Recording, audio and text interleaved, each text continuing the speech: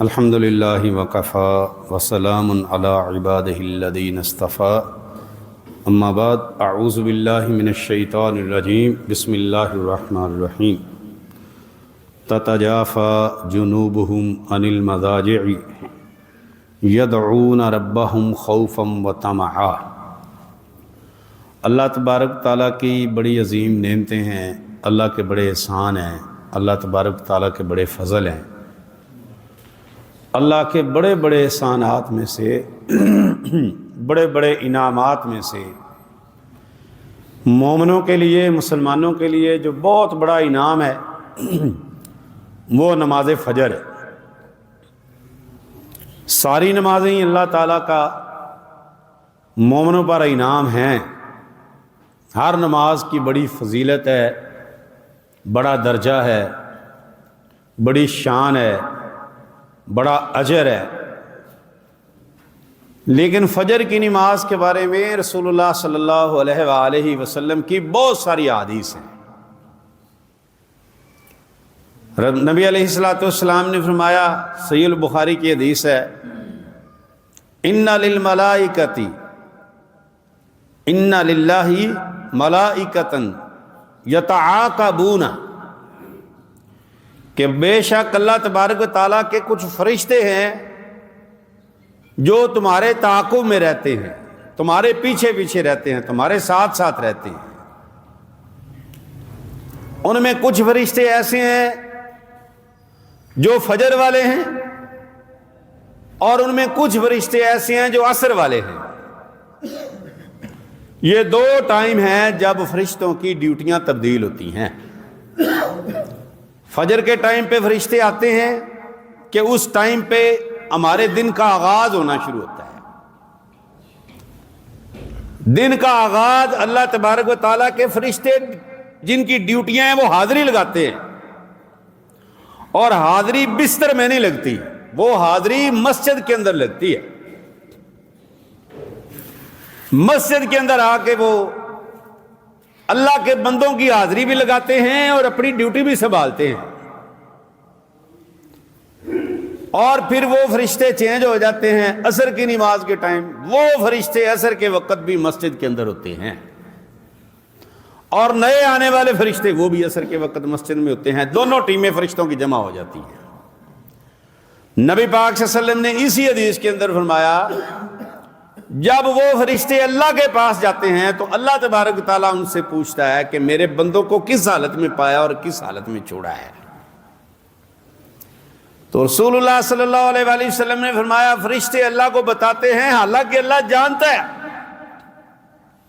اللہ کو پتہ ہے، اللہ کو معلوم ہے کہ جس سے یہ آ رہے ہیں، جس کے پاس سے وہ مسجد میں تھا یا وہ سویا ہوا تھا، لیکن اللہ اپنے فرشتوں سے یہ بات پوچھتے ہیں کہ کیف ترکتموہم، ان کو کیسے چھوڑا ہے۔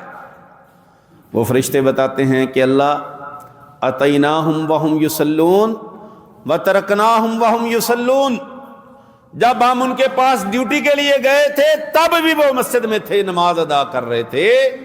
واتیناہم، جب ہم ان کو چھوڑ کے آپ کے پاس آنے لگے ہیں تو تب بھی وہ مسجد کے اندر موجود تھے۔ اللہ ان خوش نصیبوں میں ہمیں بنا دے۔ میرے عزیز بھائیو، بڑی نمازیں آسان ہیں، ظہر کی، عصر کی، مغرب کی، عشاء کی، بڑی تسلی سے پڑھ لیتے ہیں۔ بہت بڑا امتحان فجر کی نماز کے ٹائم ہے۔ بڑی نیند عروج پر ہے، شدید سردی ہے، گرم لحاف ہے، گرم بستر ہے۔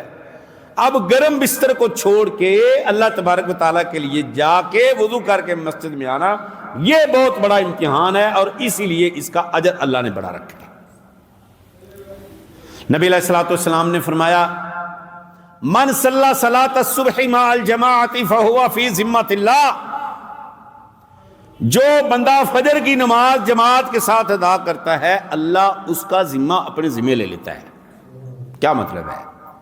سارا دن اس نے گزارنا ہے، اس کے سارے معاملات اللہ اپنے ذمہ لے لیتا ہے، اس کی آنے والی پریشانیوں کو اللہ اپنے ذمہ لے لیتا ہے، اس کے سارے دن کے کاموں کو اللہ اپنے ذمہ لے لیتا ہے۔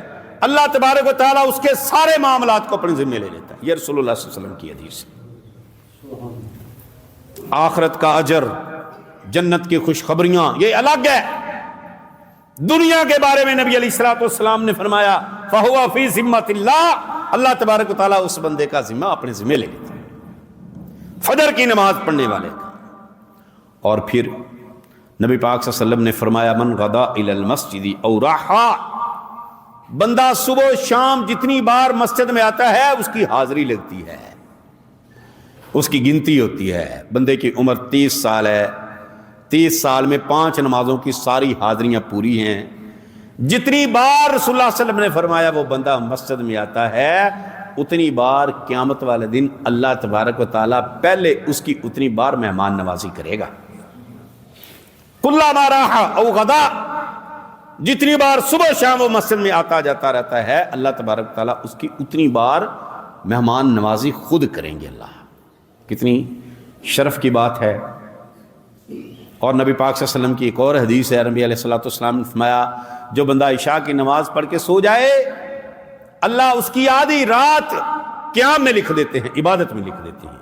وَمَنْ صَلَّى صَلَاةَ الصُّبْحِ مَعَ الْجَمَاعَةِ فَكَأَنَّمَا قَامَ اللَّيْلَ كُلَّهَا، اور حدیث کے اگلے الفاظ ہیں جو بندہ پھر نماز فجر بھی پڑھ لیتا ہے جماعت کے ساتھ، اللہ تعالیٰ اس کی ساری رات کے سونے کو عبادت لکھ دیتے ہیں۔ اور فجر کی نماز کے بارے میں آپ صلی اللہ علیہ وسلم نے 2 رکعتوں کے بارے میں کیا فرمایا؟ 2 رکعتیں کون سی بھائی؟ سنت۔ آپ نے فرمایا، رسول اللہ صلی اللہ علیہ وسلم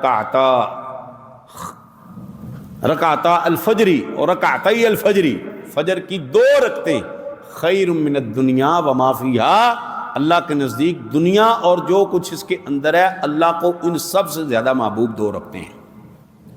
2 سنتیں فجر کی نماز کی فرضوں سے پہلے پڑھی ہیں، نبی علیہ الصلوۃ والسلام کا معمول تھا، نبی پاک صلی اللہ علیہ وسلم کے صحابہ کا معمول تھا۔ ایک بار ایک صحابی کی فجر کی سنتے رہ گئیں، نبی علیہ الصلوۃ والسلام نے دیکھا فجر کی جماعت ہوئی ہے، سلام پھیرا ہے، اس نے اٹھ کے 2 رکعتیں پڑھنا شروع کر دیں۔ وہ نماز پڑھ کے فارغ ہوا، آپ علیہ الصلوۃ والسلام اس کے پاس جا کے کھڑے ہو اور کیا فرمایا؟ الصلاۃ الفجر مرتان، صلاۃ الفجر مرتان، 3 بار آپ صلی اللہ علیہ وسلم نے بڑے سختی اور غصے کے ساتھ فرمایا۔ اور نماز فجر تو نے 2 بار پڑھی ہے، نماز فجر 2 بار، نماز فجر 2 بار۔ اس نے کہا اللہ کے نبی صلی اللہ علیہ وسلم میری 2 رکعتیں رہ گئی تھی، میں نے وہ پڑھی ہیں۔ تو آپ صلی اللہ علیہ وسلم خاموش ہو گئے۔ اب آپ کی خاموشی میں بھی حکمت بھی ہے اور شریعت بھی ہے، جس سے ہم بہت سارے ہمارے لوگ ناواقف ہیں۔ 2 فجر کی سنتیں معمول بنائے ان کو فرضوں سے پہلے پڑھنے کو، اگر کسی صورت میں رہ جائیں یا آپ مسجد میں آئے ہیں تو امام جماعت کروا رہا ہے، بعض بھائیوں کو دیکھا ہے وہ جلدی جلدی پیچھے اپنی الگ نماز شروع کر دیتے ہیں سنتے پڑھنے کے لیے، اللہ اکبر ٹھونگے مار کے چلو جماعت کے ساتھ شامل ہو گئے۔ بھئی ایک حدیث ہے، رسول اللہ صلی اللہ علیہ وسلم نے فرمایا جب فرض نماز کھڑی ہو جائے اور جس کی فرض نماز رہتی ہے، ابھی اس نے فرض نماز پڑھنی ہے، فرض نماز کی موجودگی میں کوئی اور نماز نہیں ہوتی، رسول اللہ صلی اللہ علیہ وسلم نے فرمایا نماز نہیں ہوتی۔ اب یہ طریقہ رسول اللہ صلی اللہ علیہ وسلم نے بتا دیا، وہ بندہ آئے نماز کے ساتھ جماعت کے ساتھ مل جائے، جماعت کے ساتھ فرض پڑھے، اور فرض پڑھنے کے بعد اگر اس کی 2 رکعتیں رہ گئی تو فوراً ادا کر سکتا ہے۔